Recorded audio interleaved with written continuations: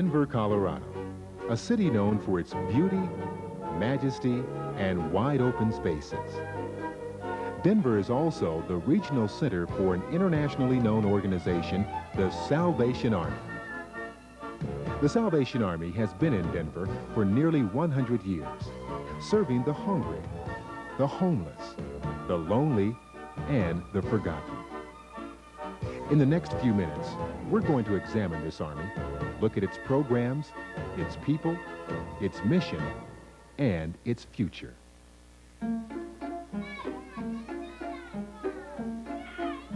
The Salvation Army loves to work with people of all ages. At the Aurora Corps Community Center, we provide child care for low-income families. Educational, social, cultural, and recreational activities are carefully blended with tender, loving care by a professional staff. The program is aimed at children of working parents who could not otherwise afford child care. The children receive personal attention in developing motor skills, good nutritional habits, and personal hygiene. Nutritional meals and snacks are often the only food these children would receive in a day. To top off the program, God's love is shown in generous portions to these precious young people. At the other end of the spectrum, the Salvation Army cares for and works with senior citizens at several centers. The Englewood Corps Community Center's Garden Daycare is a place for seniors to meet new friends, renew social skills, and to keep mentally and physically active. A trained staff gives patient understanding care through activities such as crafts, field trips, special cultural events, and table games. Ongoing health and nutritional monitoring provide up-to-the-minute care for each person. The garden provides a home away from home and an enjoyable atmosphere for people in their golden years. The Adult Rehabilitation Center is a residential program for men who have alcohol and drug-related dependencies. The program includes professional counseling, health monitoring, and work therapy as these men strive to regain their self-respect. Funding for the center comes from the sale of reusable household items that are donated by the public. From our truck pickups or collection centers to the sorting line and repair shops, items are refurbished and reconditioned as part of the work program. Recreational and social activities are a vital part of the program. However, the cornerstone to success is a renewal of the spiritual aspect of each man. For when the spirit changes, emotional, mental, and physical rehabilitation begins. The Salvation Army has a little-known program called the League of Mercy. Staffed by volunteers, these people visit patients in area hospitals, nursing homes, and shut-ins, giving comfort and companionship. 937 volunteers visited 22,987 patients, showing the love of God through a time of friendship, a smile, and perhaps a small gift. Anyone can do this work. Someday, you may wish someone would. In the Northeast area, the Red Shield Corps Community Center provides recreational, educational, cultural, and spiritual guidance. It offers recreational programs for young people as well as adults. Youngsters and oldsters learn from and enjoy one another. The center is open to boys and girls and entire families. It offers a structured atmosphere through which self-discipline and self-esteem can be taught. The center is well known for its drill team, ballet classes, and black cultural programs. A tutoring program pairs students with students to provide educational help as well as friendship. Last year, 91,488 people came through the doors of the Red Shield Center. Christmas is a time when thousands of people look to the Salvation Army. Our 1985 Share the Spirit project with KCNC was the biggest success ever. Canned goods were collected in 10 area malls and from 120 schools throughout the city. More than 150,000 canned food items were collected and distributed through our Christmas headquarters. We also held our annual holiday dinners at Currigan Hall, where more than 1,700 people came for a delicious Christmas meal. Our band was on street corners and in malls, playing familiar carols and wishing all a Merry Christmas. People of all ages contributed as well as received something from the Salvation Army. 35,910 people were touched by us this Christmas with items such as food baskets, clothing, toys, sweaters, or small gifts during institutional visits. August 1st, 1985. A disastrous flood hit the city of Cheyenne, Wyoming. There was millions of dollars of damage to personal property. The torrential rain ruined cars. Home basements were flooded, destroying personal belongings.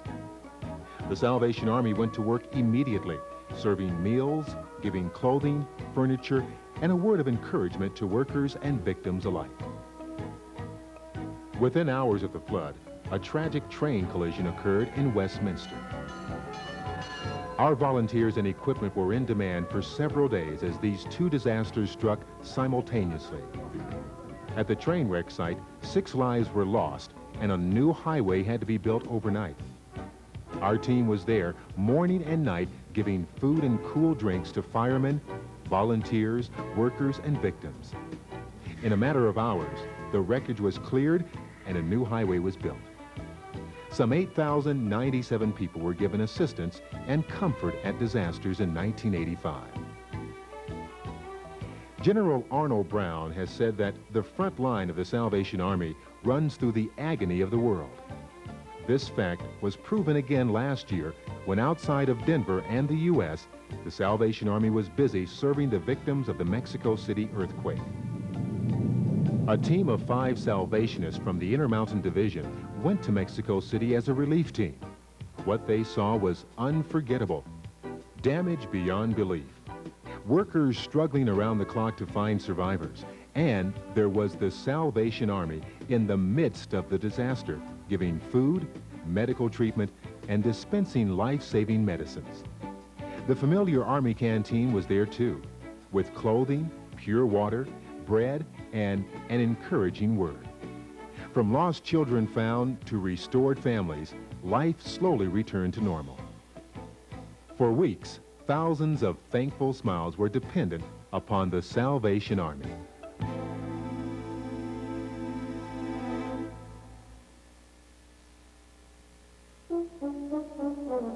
Back home in Colorado, senior citizens are also dependent upon the Salvation Army.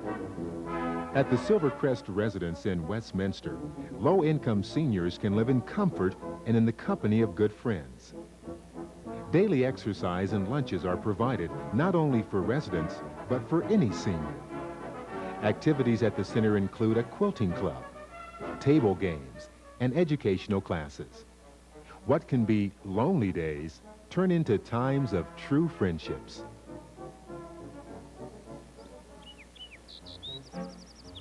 Camp Elephant Rock in Palmer Lake and Beaver Ranch in Conifer provide a learning experience in a natural setting.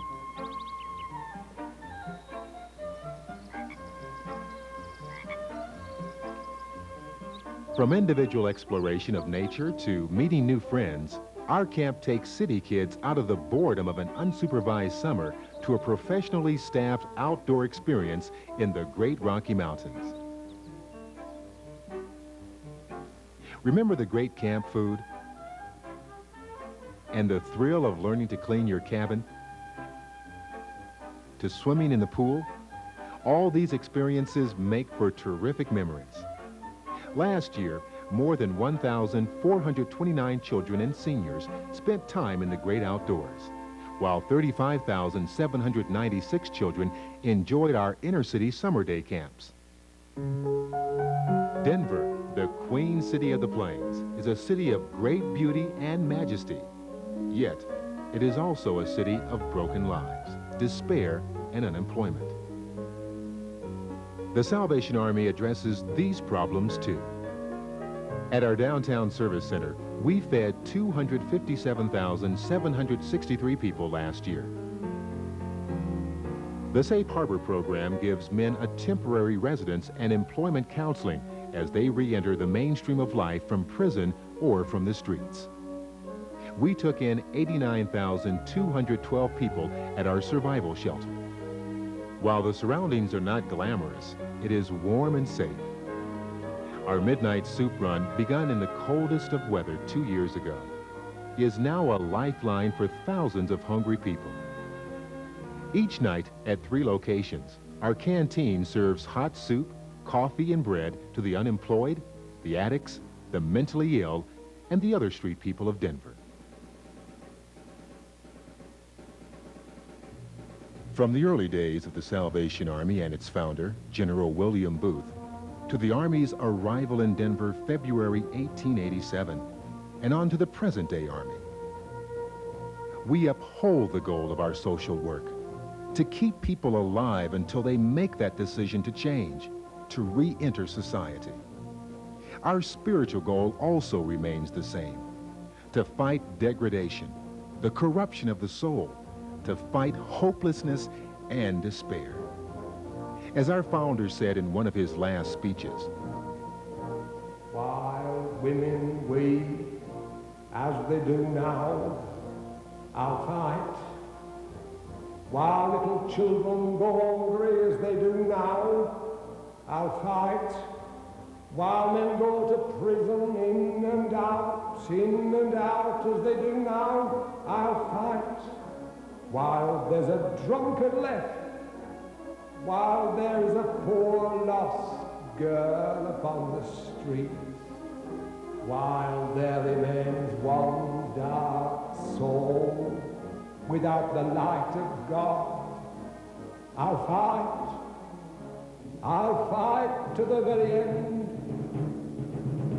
This, then, is the creed of the Salvation Army in Denver: to meet the need to the point of need and fight on to the very end.